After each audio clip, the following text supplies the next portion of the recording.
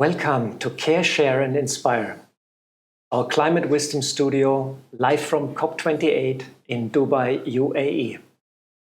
We bring together experts from science, politics and spirituality to explore new solutions to deal with the unfolding climate disaster.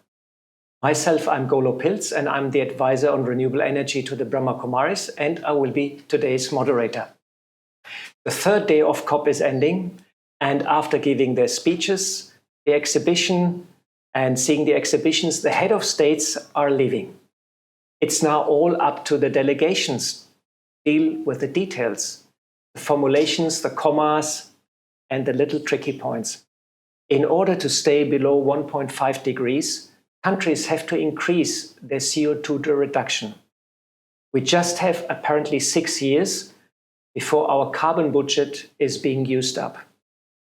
So not much time, and the negotiators are under immense pressure from their own consciousness to come to a solution. But we also have a big number of lobby groups here, and they would like changes rather slow. So these are certainly interesting times. We will keep you up posted on all the development, what's going on at the conference. I'm very glad I have today 3 experts with me, experts from spiritual field, from the religious field, and from politics a little bit. Next to me is Dr. Vera Rodenhoff. She is the Deputy Director General for International Climate Action and Energy Transition in the German Federal Ministry for Economic Affairs and Climate Action. Vera holds a doctorate in international law and has been working on international climate and environment and energy issues for over 20 years. I would like to welcome also Dr. Carlos Cepeda. He is the Assistant Director of Policy and Practice at the Laudatio Si Institute, University of Oxford. He brings the Institute's research on integral ecology into action, especially with indigenous and faith-based communities. He deals with the challenges of applying ethics, values, spiritual and faith-based ecological principles across politics and practice. Carlos is also the chair of Faith for Earth Steering Committee at the United Nations Environment Programme. And last not least, Sister Jayanti Kriplani is the additional administrative head of the Brahma Kumaris, a spiritual movement with headquarters in Rajasthan in India and more than 6,000 meditation centers in India and about 800 abroad.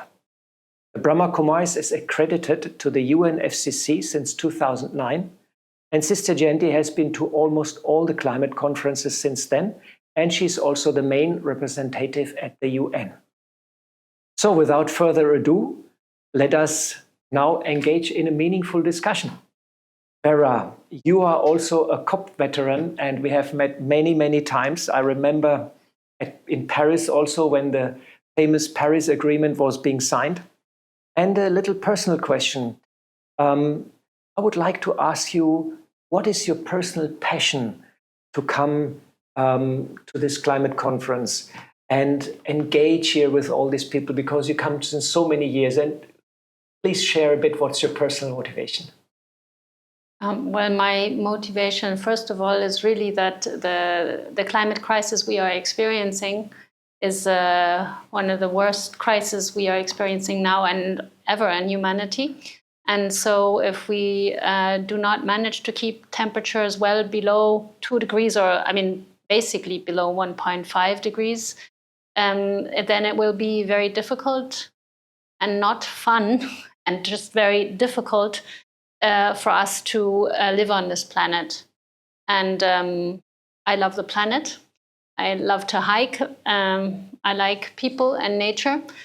And so this is something worth fighting for. And also coming to COPs, sometimes it can be frustrating. You mentioned the negotiations, but it can also be inspiring to see how people then, even coming from very different angles and backgrounds, can come together and agree on something. So we need to do it, and we can do it. And engaging with everyone around the solutions, this is something that can even be fun in a way, but it's a serious cause.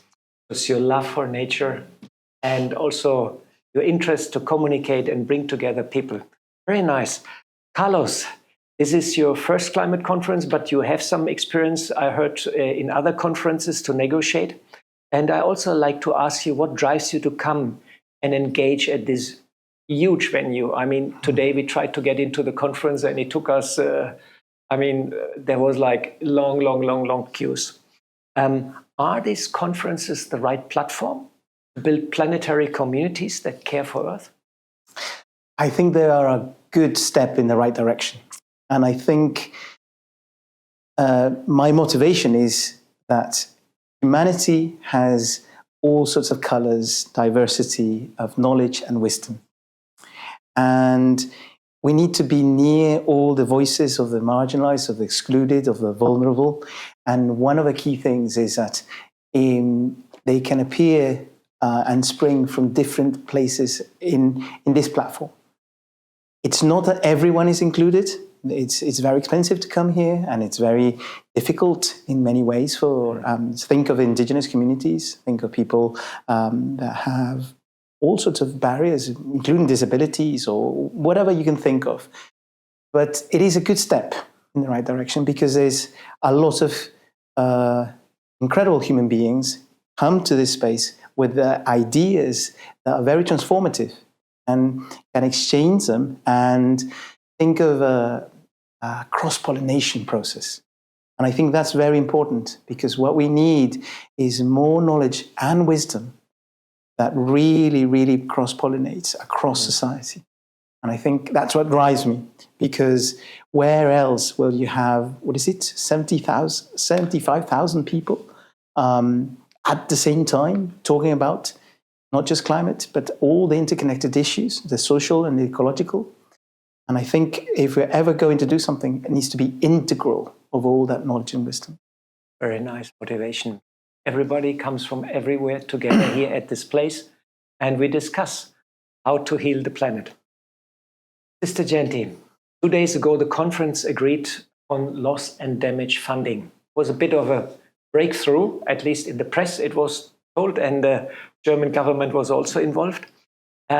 Many details have to be worked out, but it's already clear that it's not enough money and it comes a bit late. And the big elephant in the room is also how to reduce the emissions, because no money in the world can pay for the damage. How much money you can pay if the climate crisis really unfolds much further. Historically, the developed nations are somehow responsible for the emissions, and for the majority of the emissions at least. And so this is also a big question of climate justice, of justice with the indigenous communities, with the communities in Asia, developed world, but it's also historical in question because all this started long time ago. So how to heal this injustice? What has to be done from a spiritual perspective? Well, before I get into that, and it's a very serious question, I just want to acknowledge that we are sitting here in the UAE, and today happens to be the National Day for UAE. And so I just want to thank our hosts for including climate change within their celebrations also. But the whole subject of injustice is a global subject. It's not just climate change, and it's not just in one part of the world. Truly, it's a world in which there's huge inequality. And I'm thinking about gender, I'm thinking about finance, about racism, all of these things. And I sincerely believe that only when we realize that it's actually a spiritual problem, it's a problem that's come about because we've forgotten about spirituality, we've set it aside and said, well, we can't see it, so it doesn't matter. But in fact, the things that you can't see are sometimes more important than the things that you can see with your physical eyes. And so I think that because the problem is that we've eliminated spirit from everything else that we're doing, whether it's our entertainment, whether it's our information, whether it's our education, there's no sign of it anywhere in any of these things. And so only when we bring spirit back into our hearts and our conversations and realize that that is the key, I don't think we're going to find any solutions. And so for 80 plus years, the Brahma Kumaris have been sharing a vision which is a spiritual vision, understanding that when I come to the awareness of the inner being of who I am, the soul, and I see everyone else with that vision of being part of my family, only then can I start moving in the direction of repairing the damage, but also then moving towards a better world for all. There's a slogan, we don't want to leave anyone behind, but they are behind. Only 10% of the world is in front, 90% of the world has already been left behind. So it seems like there's a blindness about what's going on. I remember in one particular COP some years ago, a Japanese scientist was speaking on behalf of the scientific community. They usually have one speaker who addresses certain issues. And he said, I don't know what to tell you. He was speaking to the governments at the opening plenary. And he said, I don't know what to tell you anymore. You've heard everything and you all ignore everything. So that's one part of the story.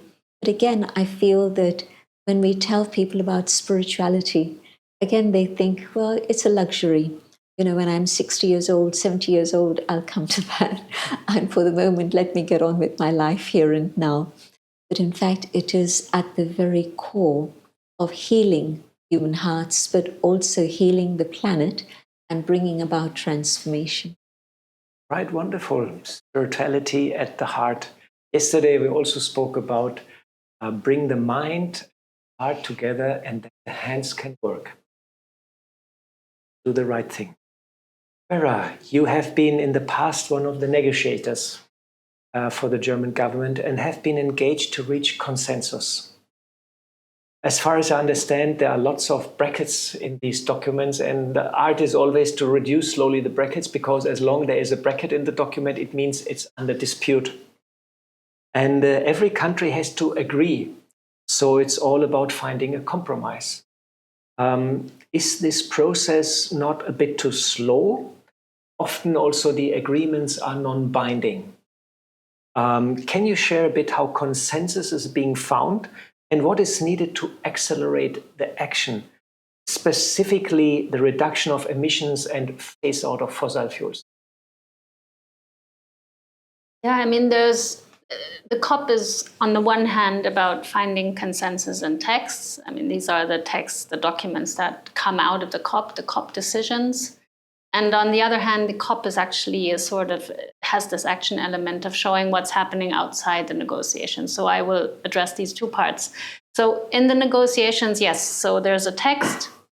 There are parts of it that everyone can agree to, and then there are parts of it, not everyone, usually it's the countries which are in the negotiations as the parties to the conventions, the Kyoto Protocol, the Paris Agreement. And they trying to find a common ground about either climate finance or moving away from fossil fuels or adaptation. How fast do we go? By what means? Who pays? How do we go about it? Through which processes? And we already heard we all come from different backgrounds. Some countries, like my own, have been industrialized. For Germany, have been industrialized for a long time. Of course, we have a certain responsibility, a big responsibility, because we started emitting CO2 emissions first. Other countries came later. There's a growing number of countries, luckily, who are developing, but and all countries should develop in order for their people to have a good life. But how to do it without polluting the country, without emitting CO2 and other harmful gases. So in the text, there are these brackets about who pays, for example, and we have to see. So we have to look at what's my position. This is what you said, really. What's my position? Where am I coming from? What's your position? Why are you even saying what you are saying? Why are you asking for what you're asking for? And we try to understand. And sometimes it's possible to agree on the certain topic we're talking about in the brackets. And sometimes maybe in one negotiating track, we're talking about the emissions and another about financing. And then a balance has to be struck between the two. And you make these deals. And sometimes it's just about certain types of formulations of the text in the bracket that more or less are difficult for our parties. And how to accelerate the action a bit?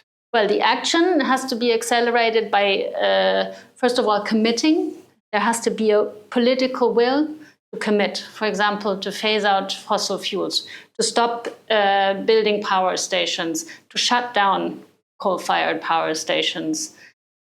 So countries have to commit to that, and maybe other countries have to support them in doing so by paying either public money or giving public money and using this public money to leverage new private finance, because this is what we really need. So a lot of it is about the money, because the money helps transform the way we live, the way our economies work, in a way that is more sustainable for the planet, and so that we can live in it. Because this is ultimately what we need to do. We need to shift away from just polluting, from using fossil fuels, but also we need not only to replace them by renewables, we also need to be more efficient with the energy we use. And maybe we just need to use less energy. We need to recycle more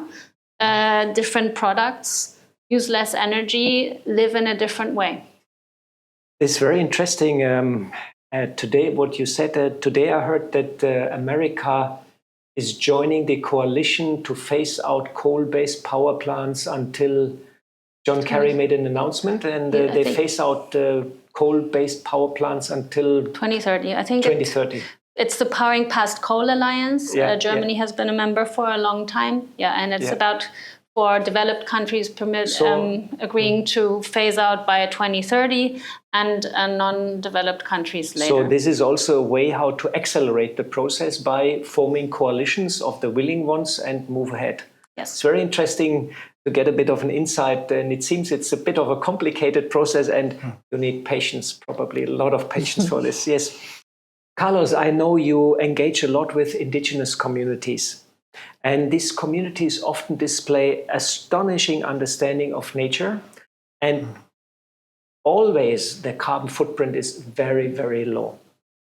There's a lot of wisdom in their lifestyle and how they interact with nature. Is it not high time for the developed countries to listen to this wisdom and integrate it? How to build bridges, how to make us listen to the indigenous community and how to change? Absolutely, and I couldn't agree more. I think one of the key themes when you think about an integral ecology is that you need to listen deeply to the cry of the poor, of the most marginalized, of the vulnerable, but also the cry of the earth. Now, indigenous communities really have a holistic cosmology where they see themselves as part of nature and not as something disembedded, as we've learned now in this technocratic world.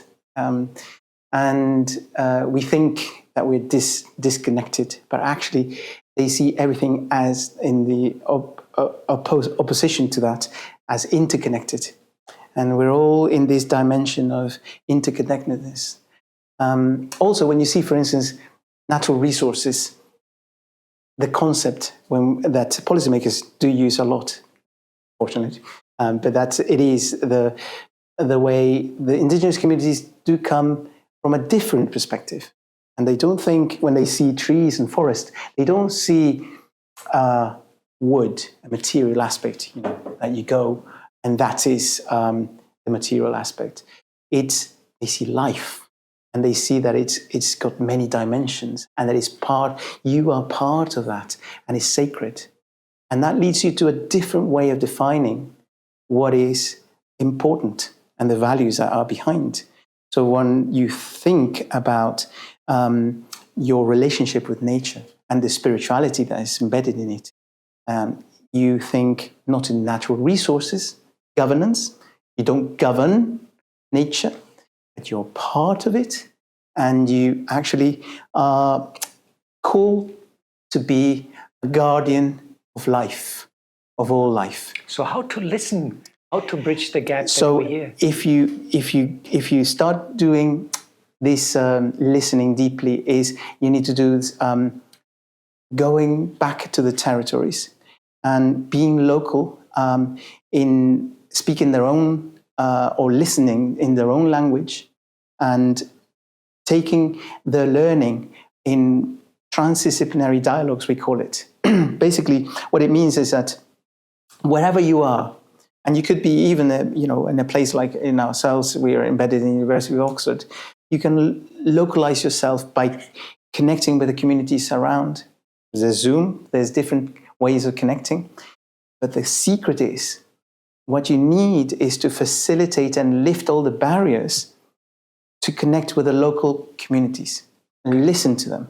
And that, if you can do that and have translators, for instance, you can have a different way of interacting, inviting them to a table. A very interesting approach. I like very much their worldview that they say everything is integrated. And 2 days ago, I listened to the speech of King Charles, and he said, we should not forget we don't own the world. It's not ours. Living on this world. The world owns us.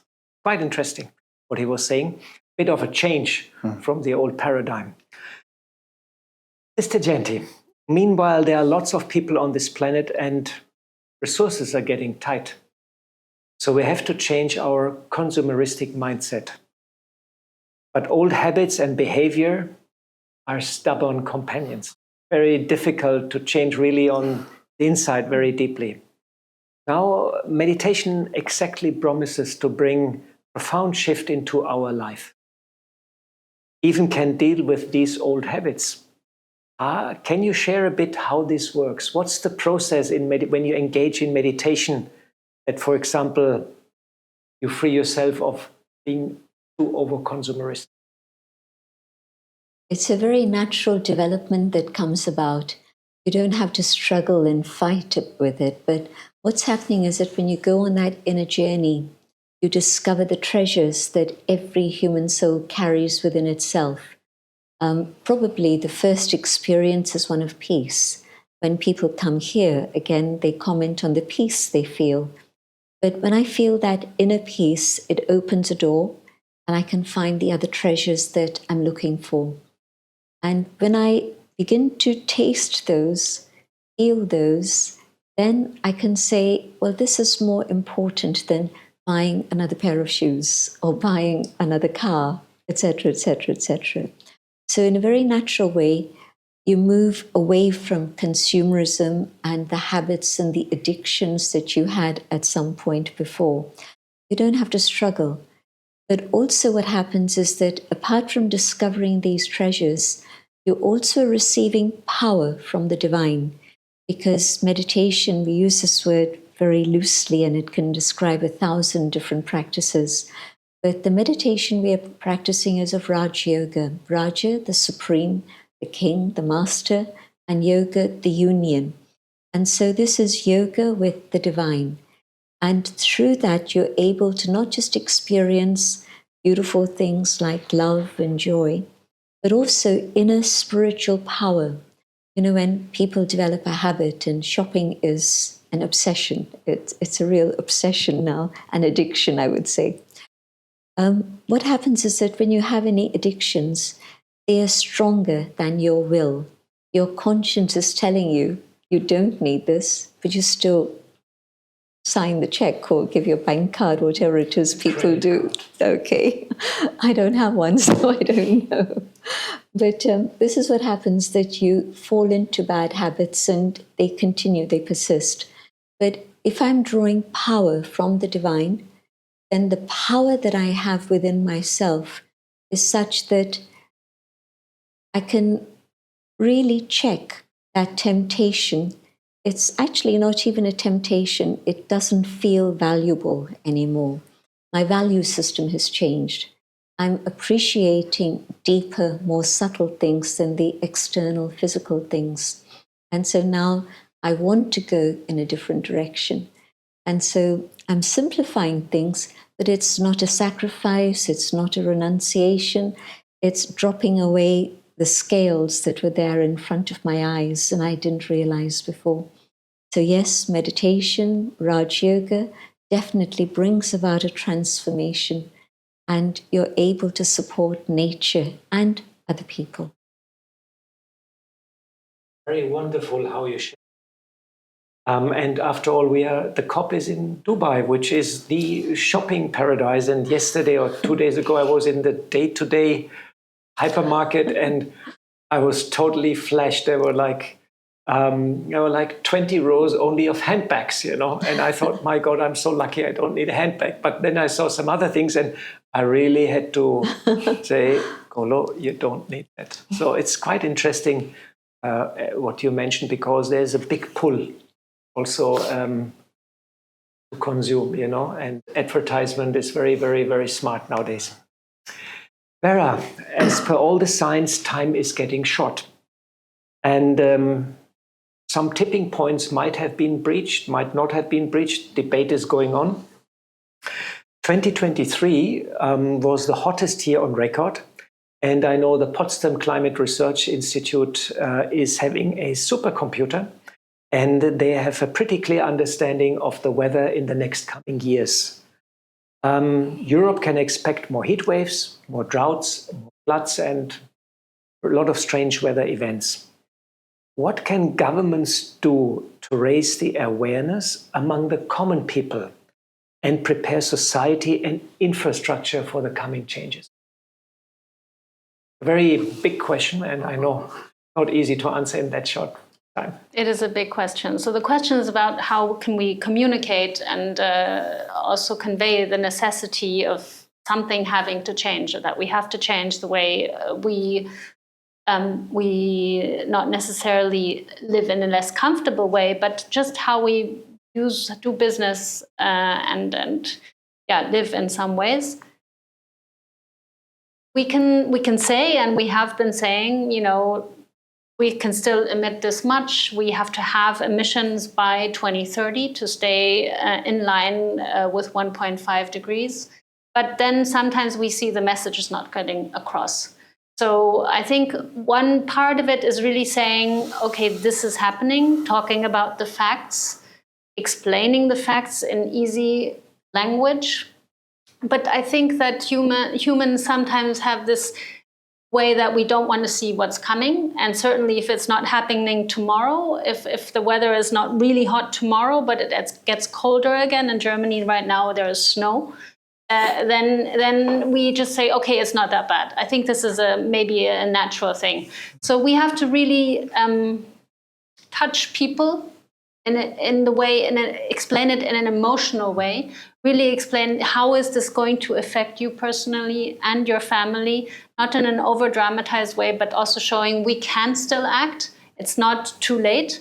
There is hope. But if we don't do these things right now, you will be impacted. Future generations will be impacted. But maybe if there are heat waves in cities, for example, your grandmother might die in her apartment because it's too hot. This is happening, but people are not talking about it. Mm. So it's really about talking about the facts and then explaining things in a way that people can relate to, I think. Not over-dramatizing, but saying how it is, but also saying, what can we do? We like to do something.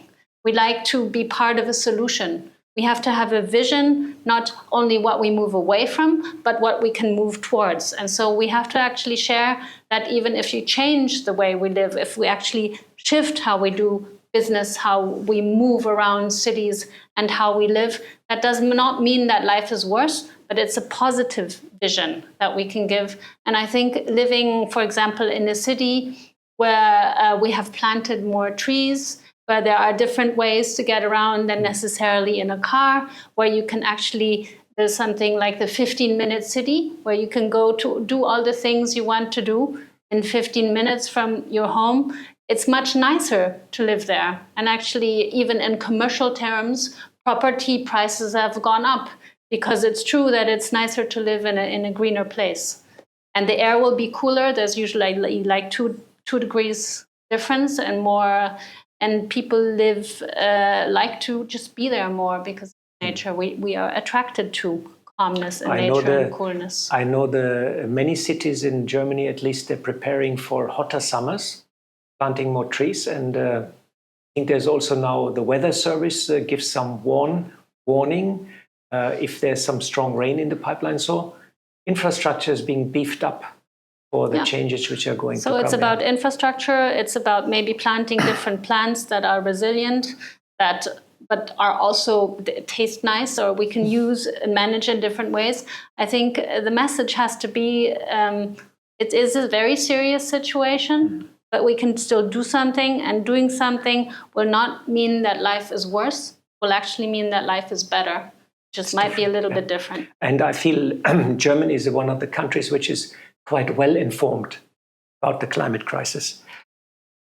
Thanks for sharing that. Carlos, we do live in fast changing times, and the common people also look for guidance and help. And politicians or even pop stars are not ideal role models or examples, I would say, not often. Which role can religion play to inspire people for greatness? Can a God consciousness bring out the best in humans and help to overcome the division which we see in the world right now and the crisis situation? I believe that faith-based perspectives can be transformative for the good. If you tap into the values, the common values, the holistic perspectives that they bring, and the way to connect with this source, let's call it like this way, is like it's like water. It's all around us. It's the faith communities bring a spirit of interconnectedness that we can transfer to politicians, policymakers, decision makers, those in power. Because in the end, it's about how we see with different lenses the reality of ecological destruction. So it's not about, as you were saying, about it's not just seeing the flatness of seeing climate change in a silo. It's actually how everything is connected, how it is social and ecological, and faith perspectives and indigenous spiritualities bring this idea of Mother Earth. And if you could zoom out of planet Earth and you just see it as a blue dot, you just see how integral it is. Everything is connected. When you just zoom out of planet Earth and you just see it as a dot. Now, methodologies, the faith-based perspectives, can be integral. That's why the word integral ecology. And I think if we can at least do, we always think faith-based perspectives bring at least, for an integral ecology perspective, at least 4 ways of looking at this. One is that they can show the way of how to listen and respond to the cry of the poor, of the most vulnerable, show and how to listen and care for the common earth, the common goods, and also how to see that everything is interconnected, be transdisciplinary, bring those values into the table. And lastly, that we can convert ecologically, that we can convert from within and also the system. It's very interesting.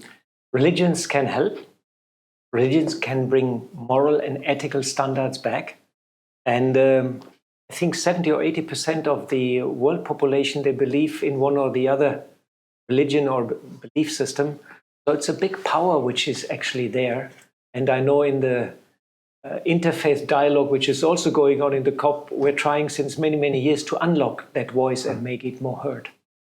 So there's a big, powerful community there. And let us hope that this voice will be heard also in the future.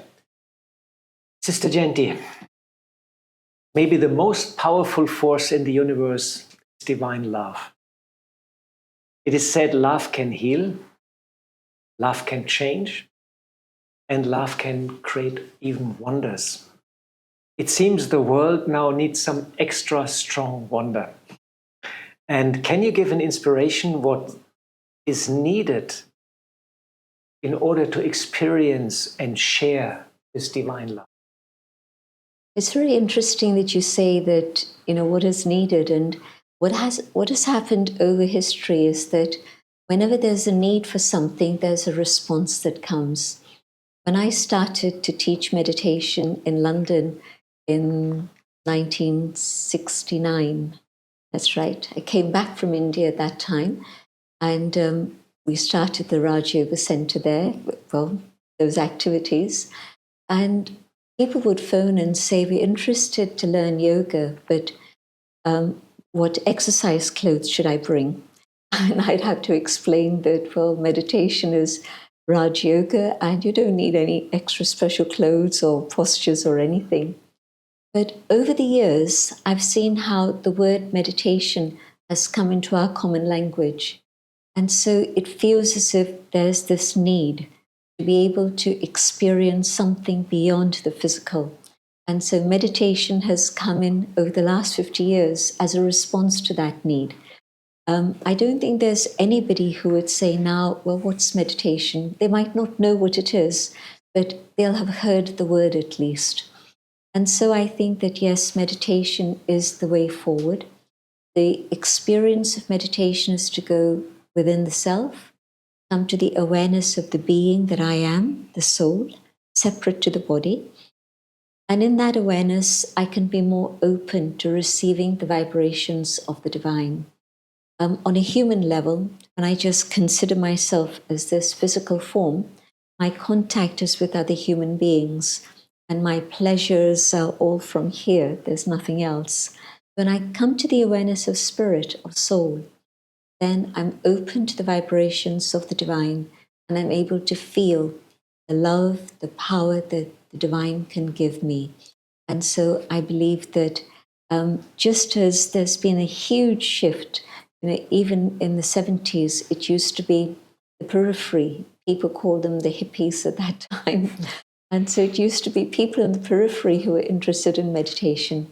Today, meditation's being taught in medical schools in the USA because they're talking about the mind and how to be able to develop the mind, how to stabilize the mind. So meditation really has come into the foreground.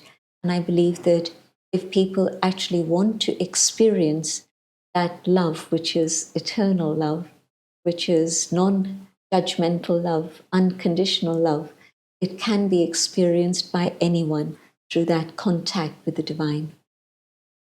That's a wonderful explanation. So it's all about being aware that you're a soul and not the body, and connect to the divine. And meditation has become mainstream. How nice.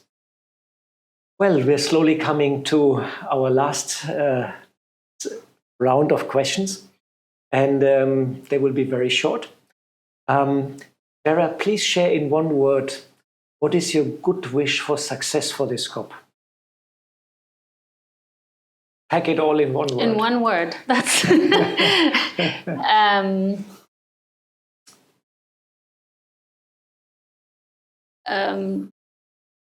science. That's 2 words now. Science-based decisions. Science-based 3 words, actually. decision. Science-based decision. Okay. Maybe intellectual understanding or rational? Oh. Rational? Well, rational. The science tells us what we need to do. Now Let's do it. Wonderful. Mr. Genti, what is your good wish for the COP? Empathy. I think there's a big disconnect amongst people, and if there can be some empathy, you spoke about the emotional response of people. I think empathy is needed. Empathy, yeah. To feel the whole world, all the people, what they're feeling, and bring it on the table and act accordingly. Carlos, what is your good wish for the COP? I think it's justice. Justice. And it's a good wish. Is about making love in action as a transformative affair, not just in the values space, but actually making it something that can change people and change structures. Wonderful. Justice, empathy. So this is our good wish today for the COP. So this brings us slowly to the end, and it's all about experience of the heart, that we bring intellect, heart, and hand together. And I would like to ask Sister Genti to guide us 2-3 minutes in a meditation and let us experience in our heart all what has been spoken today, and send it to the COP to make them experience it and bring some change. Sister Genti. Thank you. I'll share my own thoughts as I reflect, and I'll invite you all to follow these ideas. Just let your mind follow these thoughts. Reflecting on the things I've been hearing about, listening, communicating, love. These words begin to make sense the more I think about them. As I reflect deeply, I find the speed of my thoughts slowing down, and the space between the thoughts is a time for experience. Experiencing spirituality, aware of the inner being that I am, and in this awareness, rising beyond the limitations of the physical form and even the physical world, and opening myself to the vibrations of the divine.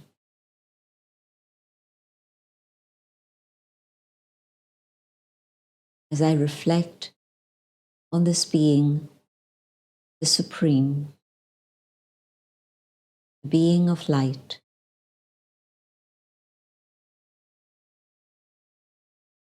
vibrations of love reach the soul. And as I absorb these vibrations within myself, I can feel the trauma of the past being healed.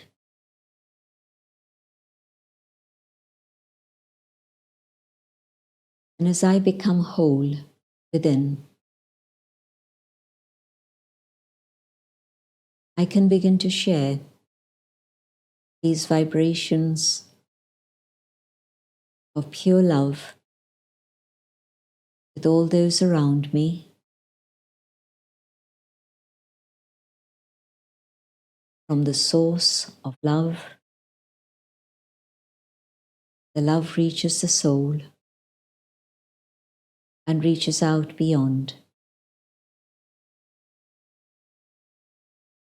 And the love awakens the understanding of one family.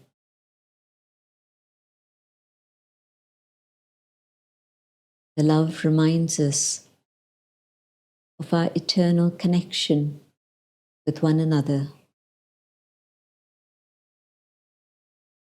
and the power of love reaches out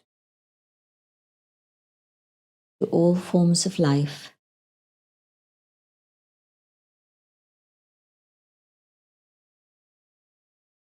removing the violence that we have been inflicting. Power of love reminds us of the value of each species here on this planet. Power of love reaches out to all forms of nature, so that we appreciate and treasure what every aspect of nature has given to us for millennia.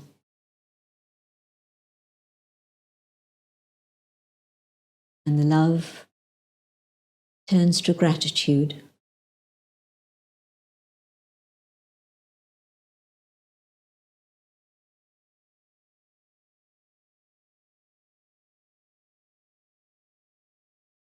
Love from the source is infinite, unconditional, divine. It embraces us all and transforms us to that which is the highest within each one of us, so that together we create a better world for all.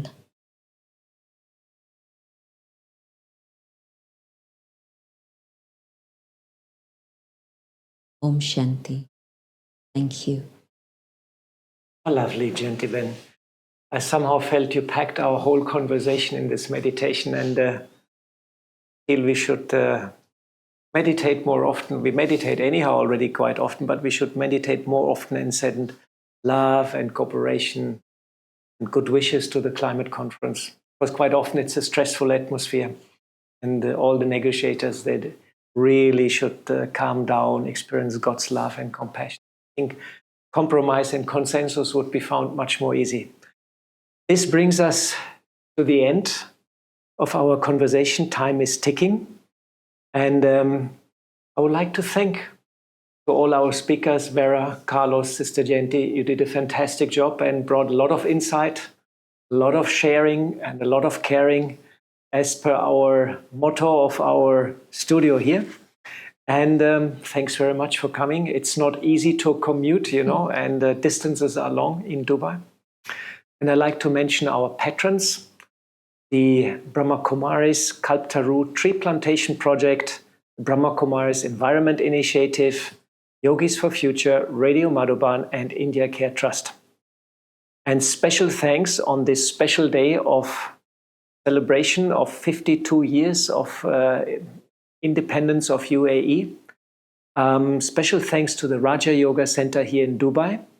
They're hosting us, they're looking after us, and there are many hands behind the camera to make this studio possible. And a lot of preparation have been done in the past, so that all works out nicely and smoothly. And please join us tomorrow for another session of our studio Care, Share and Inspire. Please go to our webpage www.echo.brahmakumaris.org. You will find the programs, you will find all the details. And last not least, thanks to our global audience for staying all the time with us. And goodbye and good night from Dubai.